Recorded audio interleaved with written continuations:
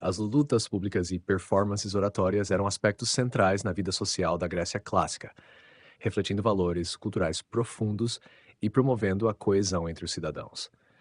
Segundo Edge Hall, em The Cambridge Illustrated History of Ancient Greece, essas atividades serviam como formas de expressão coletiva e eram integradas a rituais que moldavam a identidade e os ideais gregos, especialmente em Atenas, a cidade mais famosa pela ênfase no debate público e na participação cidadã. As lutas públicas, que incluíam atividades atléticas e o combate encenado em festivais, iam além do entretenimento. Eram oportunidades para os cidadãos exibirem qualidades valorizadas, como a coragem, a força e a destreza física. Essas competições não só celebravam a masculinidade e a virtude, arete, mas também reforçavam o ethos de defesa da cidade, preparando os homens para a guerra e para a proteção da polis. Os Jogos Panhelênicos, como os Jogos Olímpicos, promoviam a unidade entre as várias cidades-estado, enquanto destacavam o papel do corpo e da disciplina física na cultura grega. As performances oratórias, por outro lado, eram essenciais no contexto político e jurídico. Em uma sociedade que valorizava o ideal democrático, especialmente em Atenas, a capacidade de se expressar bem em público e persuadir era considerada uma habilidade crucial. A retórica e a habilidade de argumentar com clareza e vigor influenciavam as decisões na Assembleia e nos tribunais, onde os próprios cidadãos defendiam seus casos e opinavam sobre os rumos da polis. As disputas oratórias eram também um espaço de reconhecimento público, onde os indivíduos se destacavam pela inteligência e pelo domínio da palavra, conquistando respeito e autoridade. Essas práticas permitiam que as virtudes gregas fossem celebradas e encenadas perante o coletivo, fortalecendo o senso de pertencimento e a identidade compartilhada dos cidadãos. Além disso, ao colocar em evidência habilidades físicas e intelectuais, elas reafirmavam o ideal grego de um equilíbrio entre corpo e mente, essencial para a definição do que era ser um bom cidadão. Na Grécia clássica, os esportes públicos, os jogos píticos e o atletismo marcial tinham um papel fundamental na cultura, refletindo valores sociais, religiosos e cívicos essenciais para a vida nas cidades-estado gregas. Os esportes públicos, em geral, eram parte de festivais religiosos e eventos cívicos, atraindo espectadores de toda a comunidade. Esses eventos serviam como demonstrações de força, coragem e disciplina, exaltando virtudes associadas ao ideal grego de arete, ou excelência. Além disso, reforçavam a importância do treinamento físico como uma preparação não apenas para a guerra, mas também para a vida cívica, valorizando o equilíbrio entre corpo e mente. Os Jogos Píticos eram realizados a cada 4 anos no Santuário de Delfos em homenagem ao deus Apolo. Considerados os segundos mais prestigiosos depois dos Jogos Olímpicos, os Jogos Píticos incluíam competições esportivas e artísticas, como música, poesia e teatro, diferenciando-se por seu caráter mais cultural e espiritual. Havia provas como corridas, lutas e competições de bigas, além de apresentações artísticas que celebravam as virtudes da harmonia e da beleza, ideais caros ao culto de Apolo. O atletismo marcial, por sua vez, tinha um foco diretamente ligado à preparação para a guerra, essencial para a segurança da polis. Ele incluía práticas como o pankration, uma luta combinando técnicas de boxe e luta livre, o pentatlo, composto por salto em distância corrida, lançamento de dardo, lançamento de disco, luta, e outras competições que exigiam força e resistência. A prática desses esportes refletia a importância do preparo físico para a guerra, visto como um dever cívico. Em Esparta, em particular, o treinamento era rigoroso e voltado para a guerra, começando desde a infância no sistema educacional conhecido como agoge. Essas competições fortaleciam os laços entre os cidadãos e promoviam a unidade entre as cidades-estado, especialmente nos Jogos Panhelênicos, que permitiam às cidades competir pacificamente e celebrar a identidade comum grega, mesmo com as rivalidades entre as polis. Dessa forma, os esportes públicos e o atletismo marcial na Grécia clássica transcendiam o aspecto físico, afirmando valores e identidade, além de preparar fisicamente os cidadãos para defender suas cidades. Na Grécia clássica, a oratória e a democracia tinham uma relação profundamente simbiótica e funcional, especialmente em Atenas, onde a prática da democracia direta dependia da participação ativa dos cidadãos na vida pública. A habilidade de falar bem em público era vista como uma competência fundamental, pois a estrutura democrática ateniense exigia que os próprios cidadãos apresentassem e defendessem suas ideias e propostas em assembleias e tribunais, sem intermediários. Esse cenário fez da oratória uma das ferramentas mais poderosas para influenciar decisões políticas e conquistar o apoio do povo. Na Eclésia, a Assembleia Popular onde se discutiam leis, políticas externas e decisões de guerra, qualquer cidadão livre tinha o direito de se levantar e argumentar. Para isso, precisava saber se expressar com clareza, lógica e persuasão, convencendo a multidão sobre a validade de seu ponto de vista.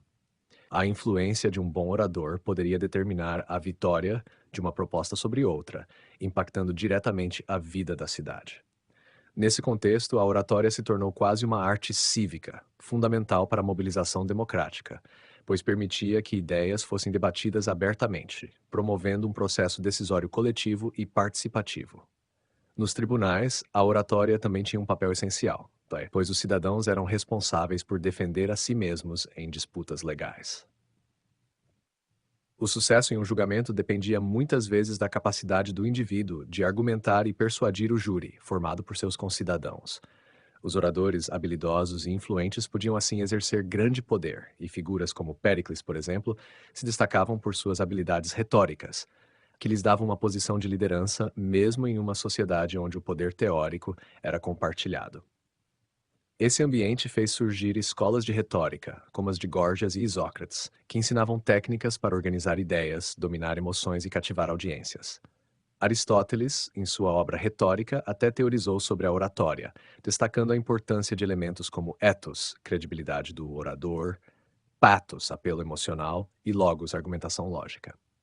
A oratória, portanto, era essencial para o funcionamento da democracia ateniense, não apenas como uma habilidade prática, mas como um elemento que reforçava o ideal de participação cidadã. Ela permitia que as decisões fossem tomadas de forma coletiva, assegurando que aqueles com a habilidade de articular suas visões influenciassem diretamente o rumo da sociedade.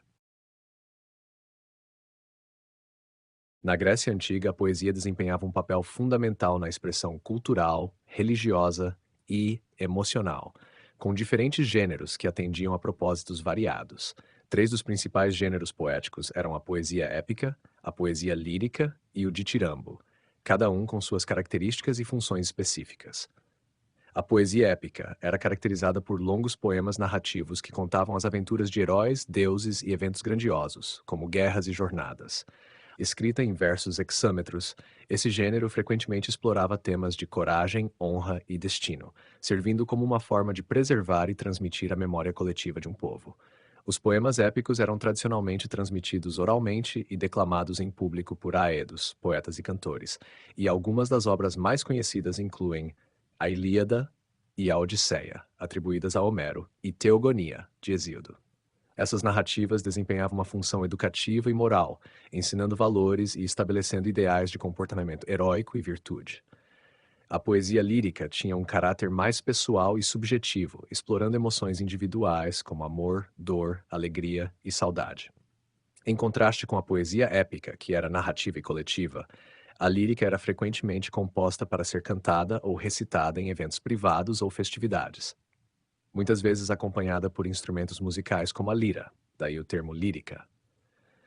Poetas como Safo e Alceu de Mitilene são figuras emblemáticas desse gênero, com versos que abordam a introspecção e as experiências humanas em um tom mais intimista. A poesia lírica grega influenciou profundamente a lírica ocidental, estabelecendo formas e temas que enfatizam o emocional e o pessoal. O ditirambo era um gênero poético e musical originalmente criado como hino de louvor ao deus Dioniso, associado ao vinho, à fertilidade e ao êxtase.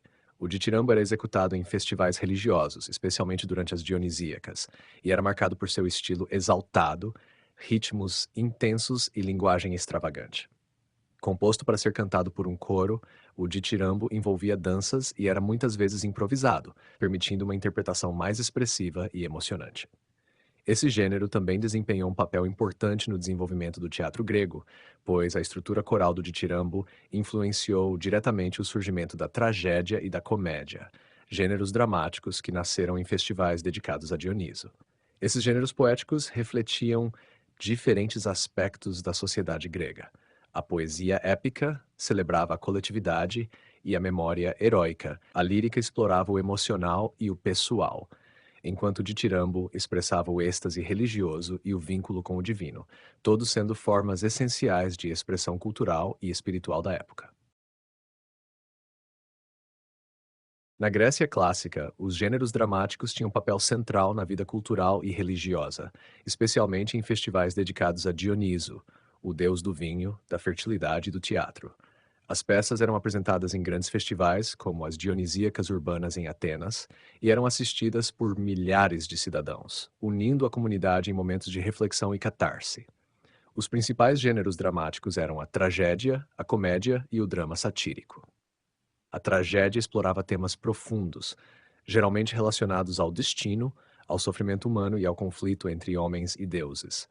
Escritores como Ésquilo, Sófocles e Eurípides compuseram peças que refletiam questões existenciais e morais, como o papel do destino, a responsabilidade humana e a justiça divina. A tragédia grega frequentemente retratava figuras nobres e heróicas, cujas falhas trágicas os levavam a enfrentar desfechos dolorosos e inevitáveis. Esse gênero era uma forma de promover a catarse, a purificação emocional do público por meio do medo e da compaixão.